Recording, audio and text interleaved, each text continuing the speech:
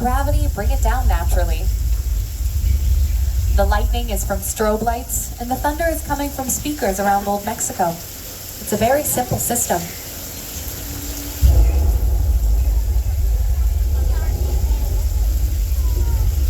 Now, we could keep things at this level of intensity, or you could line it up into more of a drizzle if that's what you wanted. But that's not what we want. That's lame. We want to take it up a notch.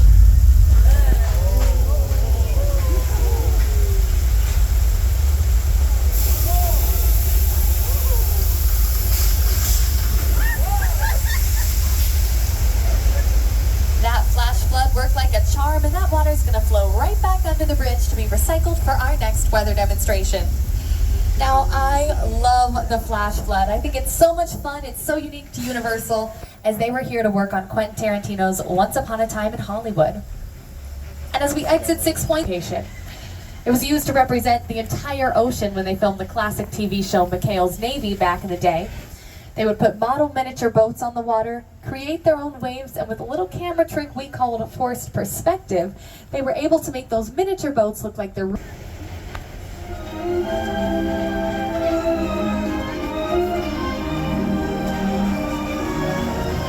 There's our lovely Gill Man. Just one of our many Universal monsters, as we were quite the monster movie studio back in the day. I mean, we had Frankenstein, Dracula, The Bride of Frankenstein, The Mummy, The Wolfman, The Invisible Man, just to name a few. And several of those monsters got their start here on our little Europe sets. These used to be very doom and gloom, monster-ridden village streets, but as you can see, they're a lot more colorful now, a lot more inviting, and that's because they got a makeover for our comedy series, The Good Place. If you're a fan of the show, you may recognize this fountain we're passing by on the left. A lot of the signs and storefronts have still been kept up from The Good Place. And I'm sure you'll recognize a railway station we're going to be passing in just a moment. You, Eleanor Shellstrop, are dead. Cool. This location, the afterlife, come on. I've never ever seen this. You're in the good place. I'm not supposed to be here. I can't risk going to the bad place. Well, maybe it's not all that bad. Hi there. How can I help you? What is the bad place like? Well, it doesn't sound awesome.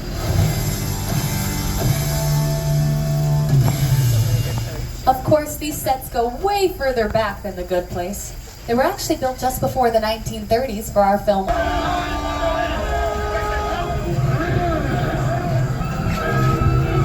Of our backlot sets and our sound stages, they're all designed to be customizable like that, so they can be used time and time again, movie, TV show to TV show.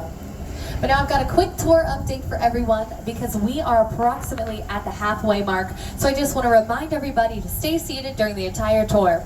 The studio is private property, and if you drop your phone or just...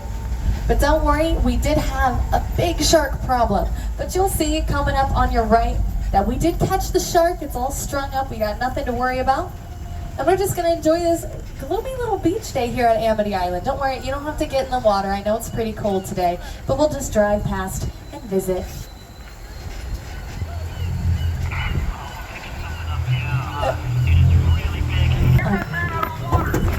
Looks like we are having yet another shark problem, but at least the water is clear. And oh no, sir, you have to get back to your boat, please. Oh, you'll be fine.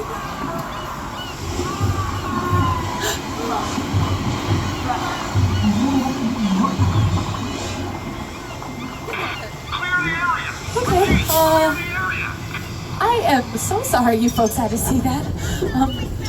That's not going to happen to us because we are not in the water. We are up on a tram and we should keep it that way. So I think we could just wait it out here behind these very safe barrels of gasoline.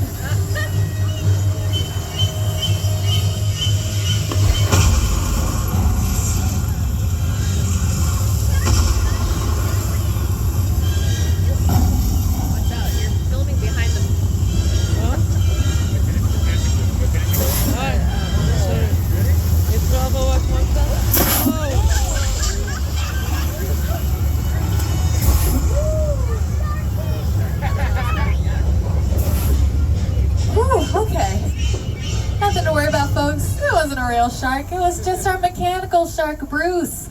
It's amazing how I forget about him. The original mechanical shark that was used while they were filming Jaws, and that shark was named Bruce after Steven Spielberg's lawyer. And yes, it's also the reason why the shark in Finding Nemo is named Bruce as well. It all ties back over the years.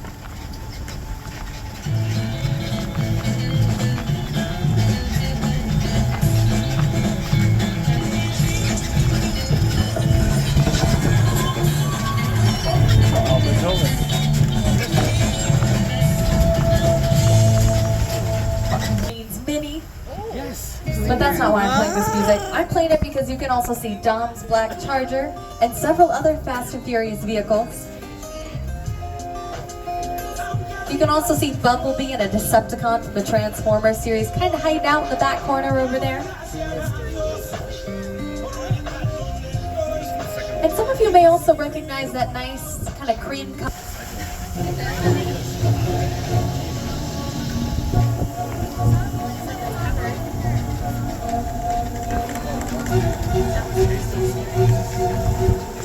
In the back, but I see you all. Looks like you all made it. But I can't say the same for everybody on that plane. I'm not sure they made it because we have now entered our War of the Worlds sets. War of the Worlds was directed by Steven Spielberg and it was starring Tom Cruise. And here to tell you a little bit about the making of the film and the making of these sets specifically is Steven Spielberg himself and his production designer, Rick Carter.